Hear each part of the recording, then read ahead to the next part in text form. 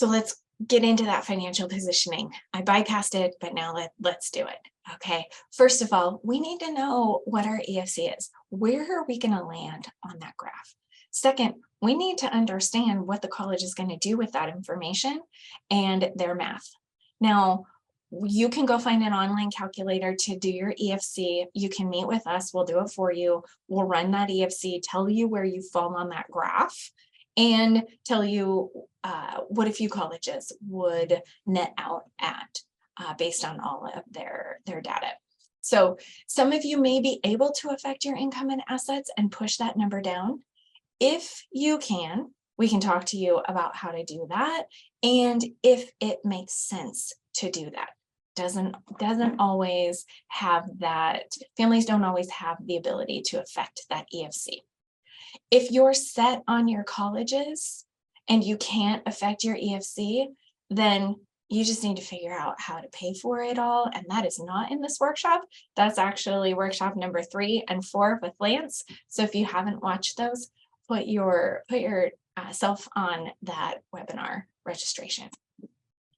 Okay, tonight we are talking about EFCs and college selection. So when you know it and you understand it, then you have the power to maximize your free money and reduce that sticker price. So a couple of things. Your EFC is a number that's based on the income and the assets of you and your student.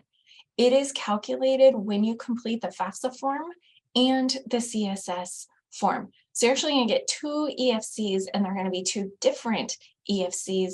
The CSS profile EFC is typically higher because it's asking for more information that goes into that calculation.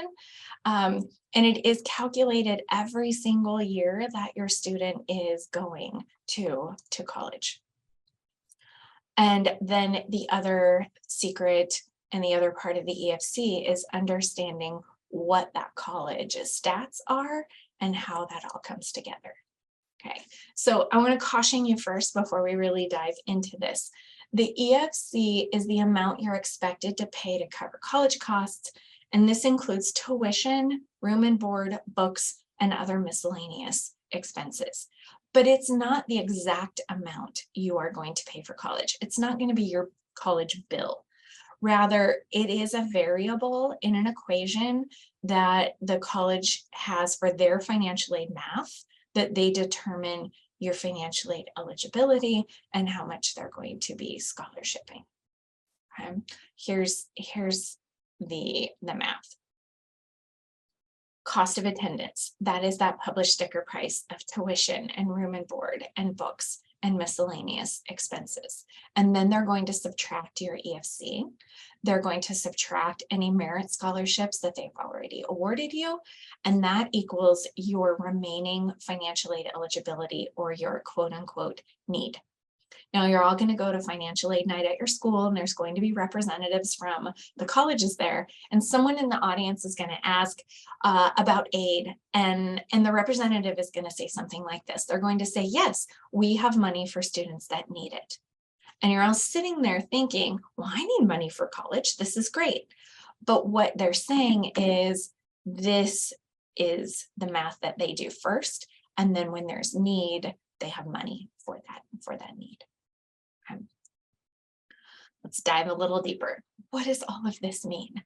Okay, if our EFCs are low, and remember it comes from income and assets on the financial aid forms. So let's say our EFC is $10,000. Okay, this is an in-state public school, it costs $30,000. They're going to subtract our EFC of 10. They're going to give us a merit award of 5. So we have a remaining eligibility of $15,000. So we qualify for $15,000 of financial aid. Let's take a high-priced private school. As scary as it is to look at those prices, don't be too scared until we do the math. So this school costs $80 minus 10 for our EFC, no merit, because that's not how they run their business, but that leaves us with $70,000 of remaining financial aid eligibility. Again, making the college selection the #1 secret to maximizing this free money and reducing our sticker price. Right. So what happens if you have a high EFC? Okay, if you have a high EFC and you're at that same public school that costs $30,000, they're going to subtract your EFC of 50 and then maybe give you a merit scholarship of 15, and we're not going to have any financial aid eligibility left over. Oh, well, right? Because they gave us $15,000, and 15,000 off of 30 is 15. So that's a great deal. Meanwhile, at a higher price private, we think, oh, we can do this. It's 80 minus our 50, no merit. Now we're only eligible for $30,000 of financial aid. Every school is going to treat our EFCs differently. Our EFC is going to stay the same across the board, but the cost of college is going to change, and the merit scholarships are going to change, and the net eligibility is going to change based on the colleges that we pick. Okay, so next steps. Now that we are going to know our EFCs going in and we understand the math, we need to get our hands on the college's aid and scholarship stats and run those numbers specifically for your family and your kiddo so you know what is coming down the pike. Okay, so let's look at some schools. I normally don't want to get hung up on names of schools, but we will in this segment of our presentation. So do the colleges that your student is looking at have money to give? So first, it's all about chasing the merit money as hard and fast as we can. Okay, Seattle Pacific has 33,000 on average, but they only give it to 5% of kids. University of Puget Sound, 24, but they're giving it to 45% of students. Southern Methodist, Vanderbilt, Stanford. Stanford does not give merit money. That's just how they have chosen to operate. They only give need-based money. So this is why, where are we falling on that grid? If they're only giving need-based money, we absolutely have to be over in that exceptionally gifted part. Because if we're not there, everybody else is paying full price. Seattle Pacific, we need to be over there to get some. Everybody else is paying full price. These two schools, they're giving it to 40–45% of students, so we can drift a little bit over and probably still get these average numbers.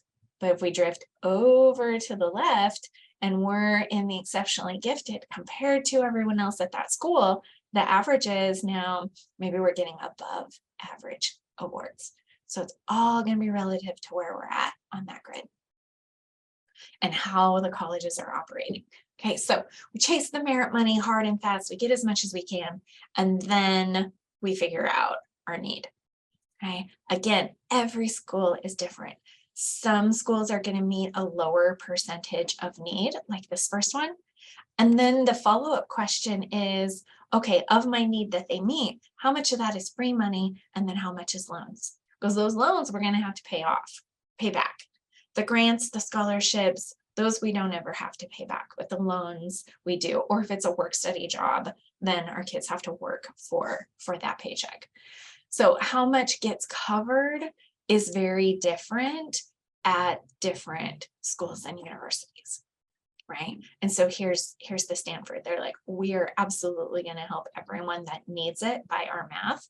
We're just not going to do merit money because we're Stanford. If you want to come here, then we're Stanford. You can come. All right, and I'm seeing questions in the chat, and that's great. Okay, let's go back to the graph. I'm going to bring this back again and again. This, my friends, is why college selection is so critical on how to maximize the free money and reduce that sticker price on college. Because when you can live over here on the left side of the grid, when your students are at the front of the pack, you will have the best opportunities to maximize that free money and reduce that sticker price. So no matter where you're at, if you're pushing this way, financial positioning, student positioning, collectively pushing in this direction, we are maximizing that free money and reducing the sticker price of college.